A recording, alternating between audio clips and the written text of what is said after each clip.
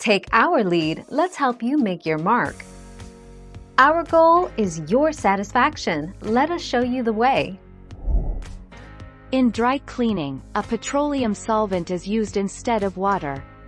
The clothes are washed in this solvent, and then the solvent is recovered in an extractor so it can be reused, and so that it does not evaporate into the air and cause pollution. Once the clothes are cleaned, they are pressed so they look like new. 14 May 2009.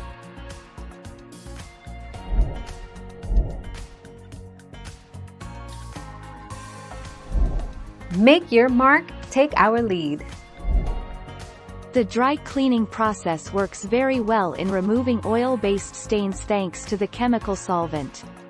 However, other types of stains are not always removed effectively. Accordingly, all garments are post-spotted to look for remaining stains. 14 January 2021. Thank you for watching. Please subscribe and hit the bell notification.